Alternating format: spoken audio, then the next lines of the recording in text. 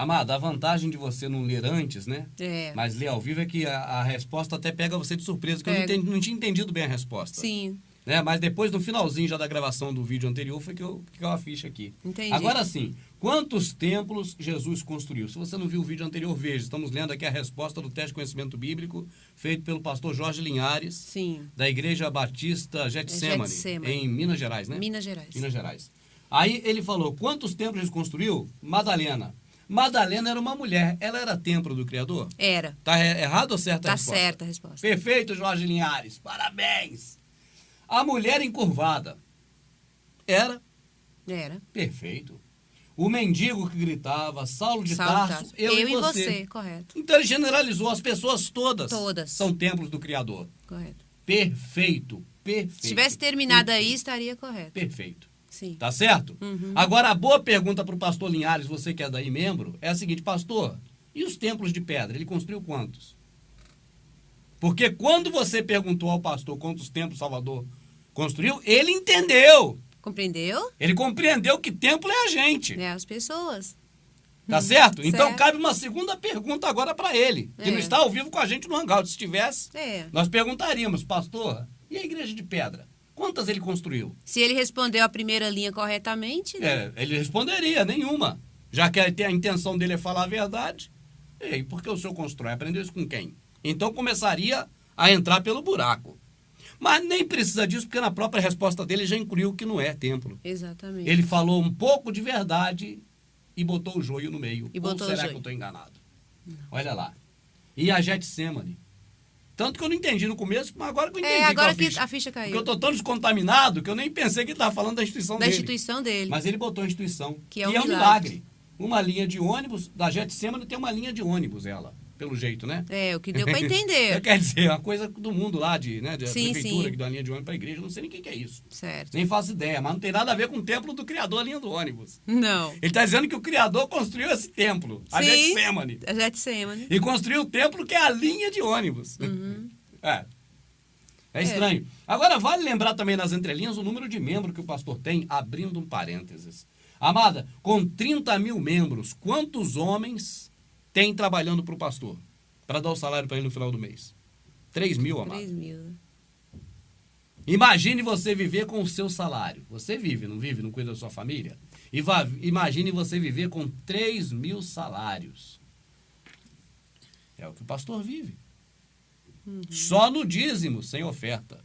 Pergunta a você, financeiramente falando, humanamente falando, ser pastor, é um bom negócio ou é um péssimo negócio? É um bom negócio. Existe um empresário que ganha mais dinheiro do que pastor? 30 mil membros, olha ali, tá ali o pastor que escreveu, ó. 30 mil membros. Aí ele coloca edificado sobre a rocha. Eu imagino que rocha é essa. Eu ia falar. Templo é a Getsemane, a empresa de ônibus. É. Aí eu imagino que rocha é essa que está edificado. Mas tá ali, 30 mil membros. Eu não sei se o pessoal viu os vídeos anteriores, amado. Eu vou parar para falar sobre isso. Certo. Se você trabalha, você sustenta a sua família, você tem um salário que é o seu para fazer isso. Imagina se você fosse receber por 2 pessoas no final do mês. Você receberia o dobro. Então você trataria a sua família e compraria coisas para você com o dobro de recursos por mês. Você teria uma vida, no ponto de vista humano, melhor, financeiramente falando, porque você receberia o dobro. Agora imagina você ter 10 pessoas que trabalham todo dia, cada um nos seus empregos, mas no final do mês, essas 10 pessoas pegam todo o seu salário e dá para você. Se você é pastor, você consegue isso, não tendo 10 membros, mas tendo 100. Porque é óbvio, se você tem 100 membros, cada um dá 10% do que ganha, então é o equivalente a 10 homens trabalhando para você. É que as pessoas às vezes não conseguem fazer uma matemática muito rápida, amada. Sim. Tá certo? Uhum. Eu vou melhorar mais. Você tem 10 pessoas da sua família e você recebe 10% do que cada uma delas ganham. Então, no final do mês, elas trabalham todas elas. E o equivalente ao salário de uma, ou seja, 100% do que uma trabalhou, é o que você vai ter. Porque juntou 10% de cada uma das 10. No final das contas, ninguém vai ganhar mais do que você nessa casa. Porque enquanto todos ganham, recebem por mês 90%, já que tirou 10 para te dar, você recebeu 10% de 10, você ficou com 100%. Você ficou com mais do que todo mundo ali na tua família. Agora, se não é a família, é uma igreja, você tem 10 pessoas na igreja, você tem o salário integral de uma delas, enquanto nenhuma delas vai ter um salário integral, mas vai ter 90% desse salário. Então você vai ganhar mais do que todo mundo na sua igreja. Mas no caso, amado, esse pastor que mandou o e-mail com o teste de conhecimento bíblico, ele não tem 10 pessoas que trabalham para dar dinheiro a ele. Ele tem 30 mil. Então, de 30 mil pessoas que dão 10% para ele, ele tem o equivalente a 3 mil pessoas trabalhando o mês inteiro para dar todo o salário para ele. É esse o que acontece no final do mês. Não queira saber se vem 10% de um do outro. É o montante que vem. Só de dízimo. Sem oferta, sem propósito, sem arrecadação extra, só dízimo. Que é aquela coisa obrigatória e certa todo mês. Sim. Imagine você viver com o seu salário. Você não consegue viver, não consegue pagar a sua despesa? Imagine você viver com o dobro do seu salário se você tiver um aumento de 100%. Não vai ser muito melhor? Esse pastor recebe de 30 mil pessoas, ele recebe 3 mil salários. 3 mil salários! Qual presidente da República ganha isso, cara? Não é todos os pastores evangélicos, é esse. Ixi. Sim. Imagine Macedo, que tem Ixi. muito mais igrejas. Então, para você ver a dimensão da coisa. Aí, pergunta, em que a pessoa se capacitou? Não falo o caso desse, eu falo de qualquer outro. Ou você que quer ser pastor. Em que você precisa ter se capacitado para ser pastor? Nada. É só você ir no cartório, abrir um CNPJ lá, uma associação, e montar o seu negócio. Perante os homens, a lei, o sistema que está aí é ir no cartório, abrir um CNPJ e pagar lá a quantia. Mas perante as pessoas, é só dizer que recebeu um chamado de Deus. Um sonho, uma revelação. Um sonho, uma revelação. E ele foi ungido e levantado como pastor. Isso aí. Né? Você fala isso, pode usar com argumento. Aí, se você falar isso com um pastor, o próprio pastor vai dizer assim, mas depois vai pagar, porque Deus é coisa séria, com Deus não brinca. Mas tá brincando, cara. Esses caras não acreditam no poder do Criador, não, rapaz.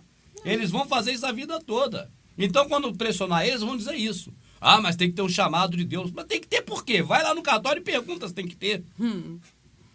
Para tirar essa dúvida é fácil. Sim. Tem que ter chamado de Deus, tem que ser ungido por alguém, tem que ser levantado pastor por outro. Vai no cartório e pergunta se tem.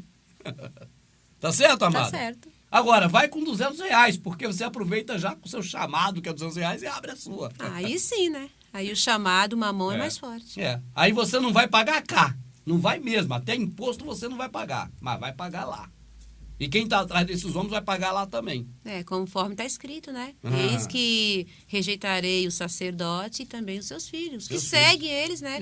Porque não aceitam nem a possibilidade, pelo menos... Assim, não aceita nem o benefício da dúvida. Exato. Né? De pelo menos analisar direitinho, questioná-los, né? Não. E quem faz isso, a resposta que eles dão é isso.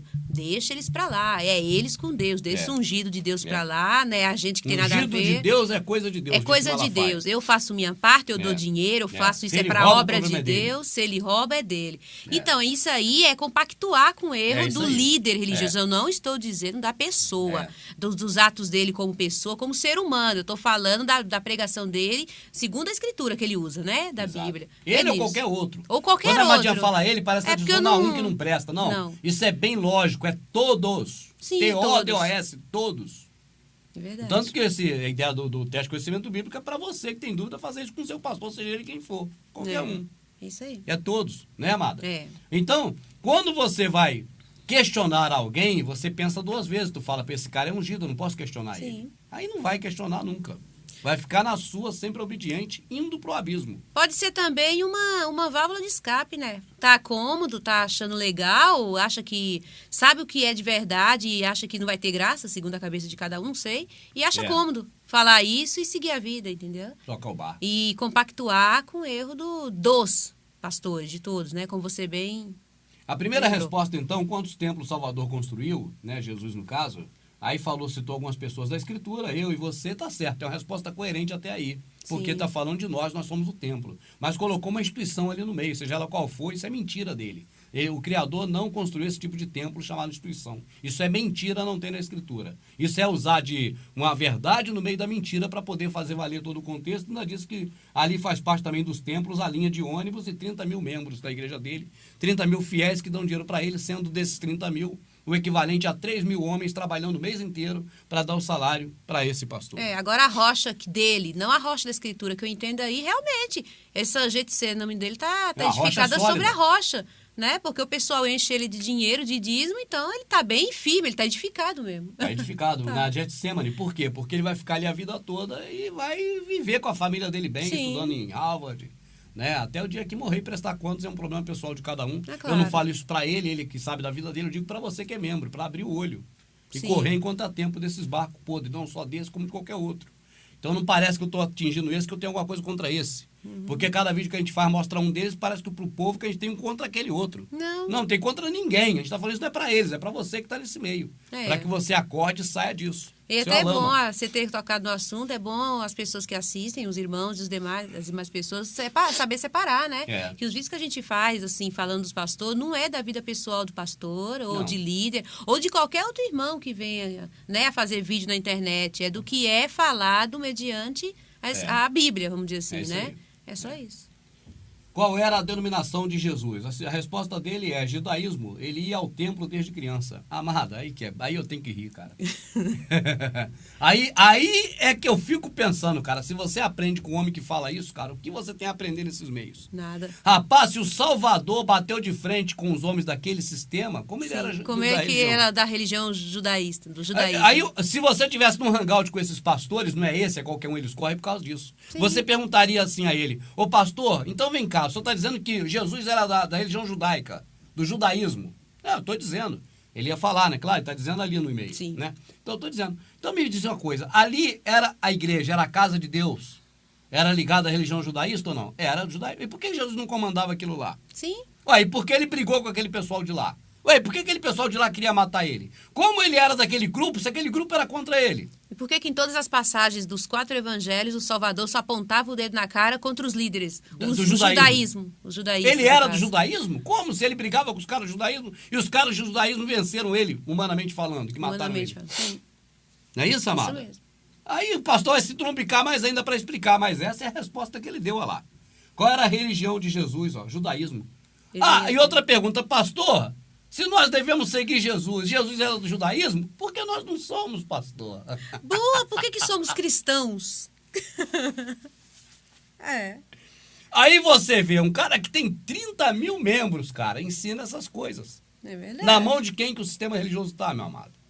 Você acha que isso é coisa do Criador? É verdade. Outra coisa, mais uma. Eu não li antes para ler depois para inventar ideias para te falar, não, amado. Vem tudo aqui na mente na hora, porque a gente tem conhecimento do globalmente da Escritura. Sim. Tá certo, amado? Então a gente vai lendo agora e vai falando agora pelo poder do Espírito mesmo, do entendimento. Então vamos lá. Outra coisa, amada. Judaísmo diz respeito a qual tribo?